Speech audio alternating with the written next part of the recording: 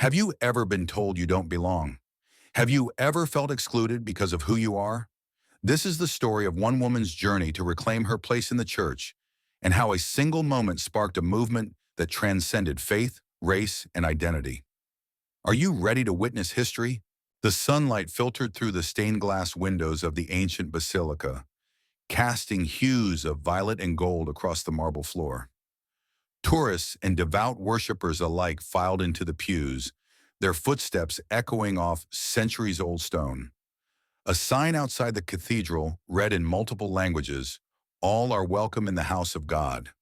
But for Monica James, that welcome would soon be tested. Monica wasn't just a visitor. She was a believer. A proud black woman from Atlanta, she had saved for over a year to make this pilgrimage to Rome. This church, tucked near the Vatican walls, was one she'd dreamed of entering since her grandmother first pressed a rosary into her hand. Wearing her Sunday best, a simple navy dress, heels, and a white lace veil, Monica stepped inside reverently, her fingers tracing the edge of a prayer card she kept folded in her purse. She took a seat near the front, where the choir's harmonies were strongest. Around her, whispers in Italian, Spanish, and German floated through the air. Some looked at her with curiosity, a few smiled politely, but most simply didn't see her. When the priest raised the host, Monica bowed her head, lips moving in silent prayer.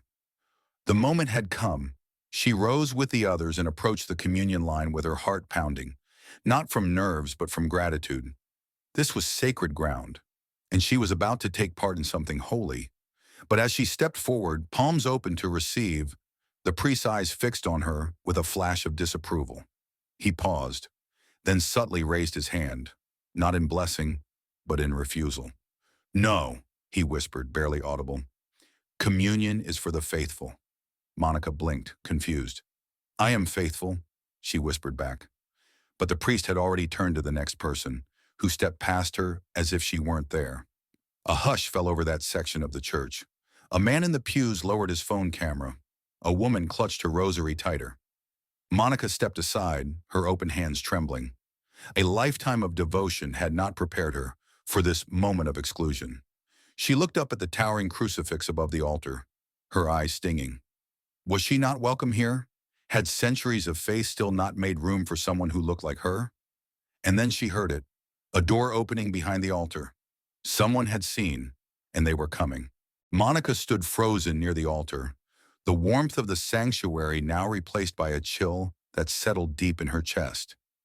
Her palms, once open in sacred expectation, were now clenched at her sides, as if trying to hold together the pieces of her shattered dignity. She hadn't misheard. She hadn't misunderstood. The priest had looked her in the eye and decided she wasn't worthy. A slow wave of whispers rolled through the pews like wind rustling dry leaves. Some turned their heads away, pretending they hadn't seen. Others glanced at Monica with expressions that flickered between discomfort and indifference. A middle-aged man muttered something in Italian to his wife. She glanced at Monica, then looked down, crossing herself without a word. The line moved on, and so did the world. Monica returned to her seat, her face flushed with a heat she couldn't name. Humiliation? Anger? Grief? It was all of them at once. She sat stiffly, her lace veil now clinging to her damp forehead, eyes locked on the stained glass depiction of the Last Supper. The irony clawed at her. She thought of her grandmother who taught her to pray the rosary before she could spell her own name. She thought of the decades she spent in pews back home, singing in choirs, volunteering in food drives, guiding youth through confirmation. Yet here, beneath vaulted ceilings and surrounded by saints cast in marble, she had been reduced to a misjudged skin tone. A gentle voice interrupted her thoughts. "Scusi, signora, perhaps you were in the wrong line?" A young woman in a church volunteer sash had leaned over, her smile tight with polite dismissal. Monica looked at her stunned. "No, I was in the communion line." The woman's smile faded. She nodded slightly and walked away, her steps quick. Monica watched her go, her chest tightening with every beat. Even now, they'd rather twist the truth than face the real sin taking place at the altar. A child across the aisle peeked curiously at Monica, then tugged on her mother's sleeve. The mother gently turned the child's face away. Monica inhaled slowly, willing herself not to cry. Not here. Not in a place where grace was supposed to flow freely. And just as she bowed her head in silent prayer, the air shifted. A stir swept across the sanctuary.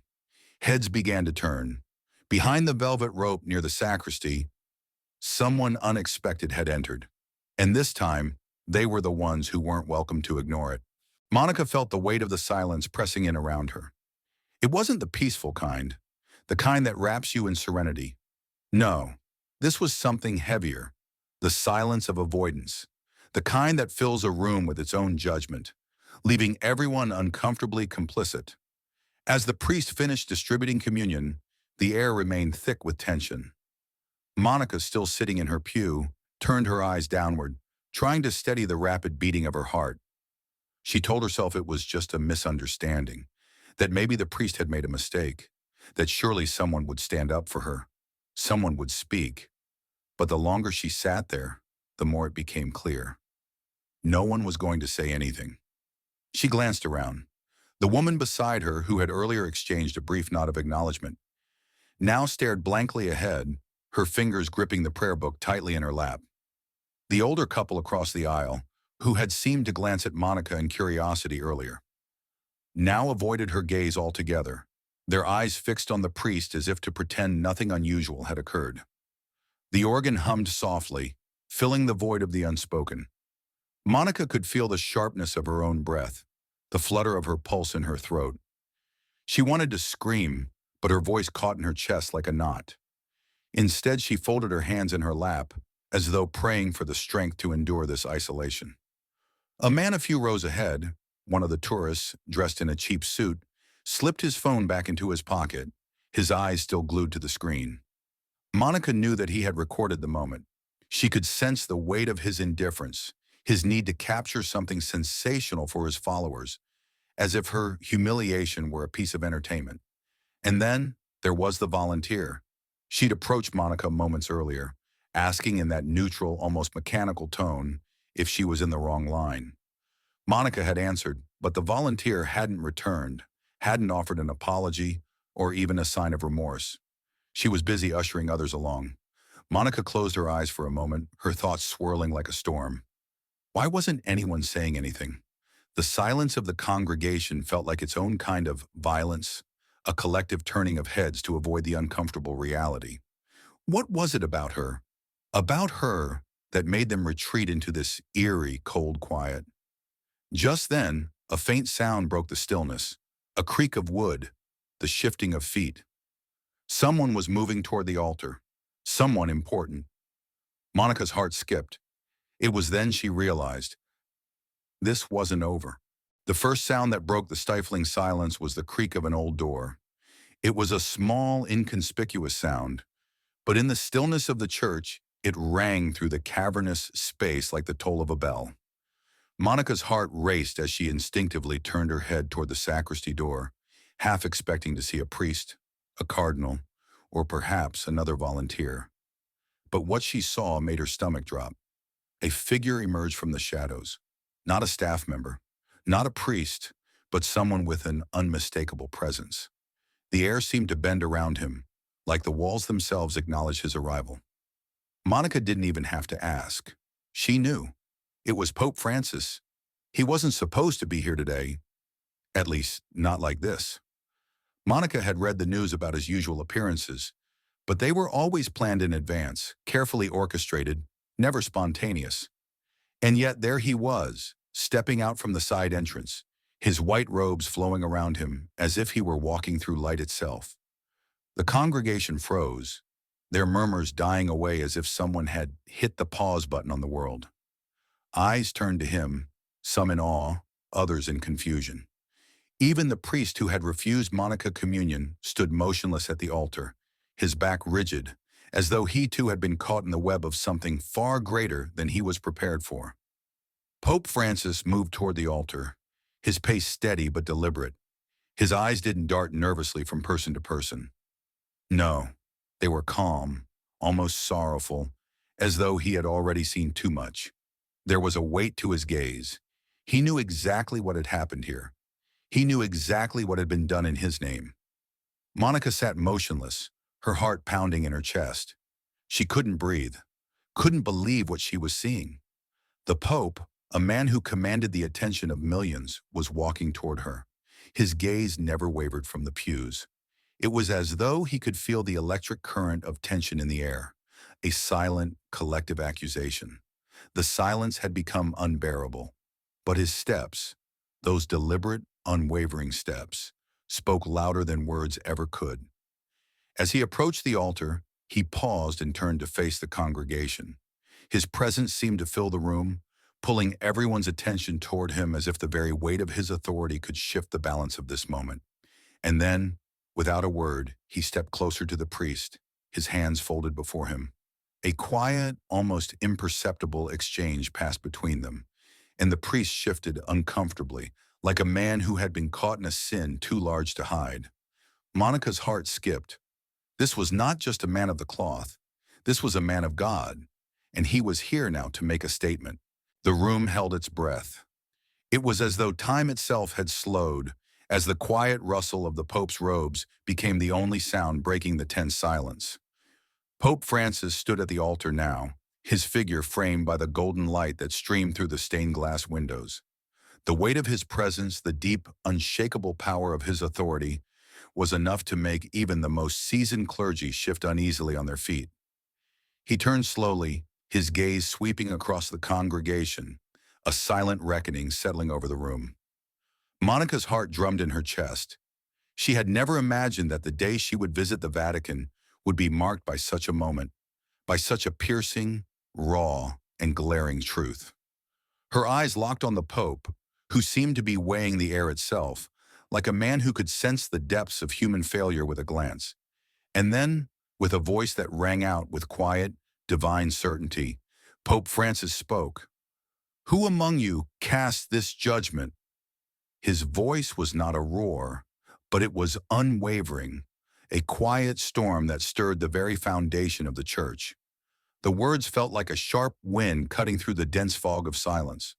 They were directed at the priest, at the entire congregation, at the very systems that had perpetuated this discrimination, this shame. Monica's breath caught in her throat. She was still, her hands trembling, not from fear but from the sheer gravity of what was unfolding. No one had spoken out. No one had intervened when she was turned away. But now, in this moment, the Pope was doing what no one else had been brave enough to do. He was speaking truth into the heart of their injustice. The priest stood frozen, his back straight, his face flushed with something between guilt and disbelief. There was no denying it now. He couldn't look away from the piercing eyes of Pope Francis, who stood at the altar, awaiting a response that he knew would never come. Because in truth, there was no response that could justify what had happened. The Pope's eyes flicked toward Monica, and in that brief, silent moment, it felt as though the entire church exhaled in unison. His gaze was filled with compassion, an acknowledgement that she had been wronged. But it was more than that. It was the recognition that this moment, right here in this sacred space, was about to change everything. The Eucharist is not yours to gatekeep. The words rang out once more, and they were not just a rebuke, they were a call to action, a plea for the soul of the church to rise above its flaws. Monica stood, her eyes wide with disbelief, as the Pope, without another word, motioned for her to step forward. The air in the cathedral had shifted, no longer filled with the cold heaviness of judgment, but now crackling with an electric charge of something greater. Monica could feel it, the shift. A quiet murmur rippled through the congregation, but it was nothing compared to what was happening at the altar. The Pope, who had spoken so fiercely just moments ago, was now moving toward her. His steps were measured, slow, deliberate. As Pope Francis neared the altar rail, his gaze never faltered from her. His eyes, calm but piercing, held an understanding that cut through the noise of the world, cutting straight to her heart. Monica could feel the weight of every eye in the room now, but it didn't matter. All she could focus on was him, the Pope, standing in the center of the sacred space, the world watching. And then, To the astonishment of everyone present, Pope Francis did something no one could have predicted. He lowered himself. With a smooth motion, he knelt down, right there before Monica. His knees hit the marble floor with a soft thud, and for a heartbeat, it felt as though the entire church had collectively inhaled. The sound of the kneeling echoed like a clarion call, reverberating off the walls and into every soul present. The man who was the highest spiritual authority in the Catholic Church, a living embodiment of the divine on earth, was kneeling before her. "Monica James," he said softly, his voice carrying an authority that still seemed to hum in the air. "You are worthy." The words landed like a balm on her battered heart. She had felt so small, so invisible in this sacred place only minutes ago. And now here she was, standing before the Pope, who had not only seen her, but had acknowledged her worth in a way that transcended everything else. The crowd, stunned into silence, watched in awe as he held out the Eucharist. His hands, steady and reverent, offered it to her in the most sacred of acts. It was a moment of profound grace, a moment of justice, a moment that went beyond the boundaries of religion, transcending the walls of the church and sending ripples through the world. Monica's hands trembled as she took the host. Her eyes stung with tears, not of anger this time, but of overwhelming relief. The Pope, rising to his feet, offered her a smile, gentle and knowing, as if to say, "This is the way it was always meant to be." The church was silent now, but the silence was different. It was filled with something new, something that would echo long after the final prayer was spoken. The cathedral felt alive in a way that it never had before. The usual reverence of the space had turned into something electric, as though the very air hummed with the weight of what had just transpired. Monica stood, still clutching the Eucharist in her hands, her heart pounding in her chest. She had been part of a moment that no one would ever forget, a moment that would go down in history. The Pope had risen, his steady hands now gently brushing the edges of his vestments, his eyes not leaving Monica. He was calm, but there was something in the way he looked at her, an unspoken promise that this was far from over. But the world was watching now. The moment that had begun with an unjust rejection had now turned into an undeniable spectacle. The camera flashes, the phones, the social media feeds, they were all there, capturing every second. The cathedral, with its high arches and sacred silence, had become the backdrop to an unprecedented shift. Monica could hear the soft murmurs of disbelief from the pews. Some were still frozen, unable to comprehend what they had just witnessed. Others had pulled out their phones, already sharing the live feed with the world. The Pope, who had been so firmly entrenched in his role as a spiritual leader, had just demonstrated something far more powerful than his position in the church. He had shown the world what true grace, true justice truly looked like. Monica's mind raced as she stood there. She had come to Rome hoping for a moment of personal devotion, a chance to feel a deeper connection with her faith. What she hadn't expected was to become the center of a worldwide conversation, one that questioned the very fabric of exclusion, of inequality, and of what it truly meant to be worthy.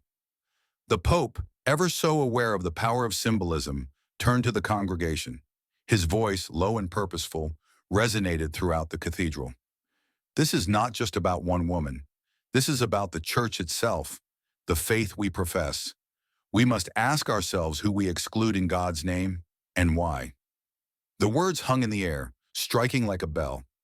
The camera flashes only intensified. The Pope's message was clear. This was no longer just about a woman being turned away from communion. It was about a reckoning for the entire church. And now the entire world would bear witness to that reckoning. Monica stood tall, though her heart still raced. This was the beginning of something larger than her, larger than any single moment. This was the start of a movement. The cathedral had become something more than a place of worship. It had transformed into a battleground for justice, a beacon for those who had been silenced for too long. The echo of Pope Francis's words reverberated through every corner of the church, and now, as the final notes of the Mass began to fade, there was a collective sense that this was not the end, but the beginning of something much larger. Monica, still standing at the altar, felt the weight of the moment settle in. The camera flashes had grown more intense, capturing every single second of her standing there, the Eucharist still resting in her hands. She could hear the murmur of the crowd, a mixture of admiration, confusion, and awe. The Vatican had become the focal point of global attention, but it wasn't just the Pope's authority being scrutinized. It was the entire institution, the very foundation upon which the Church had built its long history. As Pope Francis turned to address the faithful, his voice resonated with both warmth and command. "This is not a one-time act of reconciliation," he declared, his eyes sweeping over the congregation. "It is a call to reform, to acknowledge the wounds we've inflicted, knowingly or unknowingly. The body of Christ is for all, no exceptions, no exclusions." The words struck with such power that even the most skeptical in the pews seemed to stir. Monica could feel a shift in the air, a soft, collective exhale, as if the entire cathedral had been holding its breath. For the first time in what felt like forever, she was not alone. There was a solidarity, an unspoken understanding in the space that stretched beyond skin color, beyond status. She was part of something monumental. The cameras continued to roll, broadcasting the moment across the globe. But it was the quiet conversations that began in the pews, the whispers that spread throughout Rome and beyond, that would leave a lasting impact. People began to talk about inclusion, about the need for the Church to evolve, to reflect the true teachings of Christ, where all were worthy of love and respect. Later, as Monica stepped out of the cathedral into the bright Roman afternoon, she was met by a crowd of people, some familiar, some strangers. Their faces were filled with admiration, gratitude, and tears. They had witnessed the beginning of a revolution, a movement not just of faith, but of equality. Monica smiled, feeling an unshakable peace settle within her. This moment, this act of grace, was not just for her. It was for everyone who had ever been told they didn't belong. And as the world continued to turn, the Pope's words would remain, echoing in the hearts of all who dared to believe that a new dawn for the Church was not just possible, it had already begun. As the sun set over the Vatican, the world had changed, not just in the grand halls of the Church, but in the hearts of all who witnessed the truth. One act of grace, one moment of courage, had shattered barriers that had stood for centuries. The doors of the Church had been opened wide, not just for Monica, but for all who had been denied their place. In that moment, faith was no longer a barrier. It was a bridge. And for the first time in a long time, the world was united in its belief that everyone, regardless of their story, was worthy of love and belonging.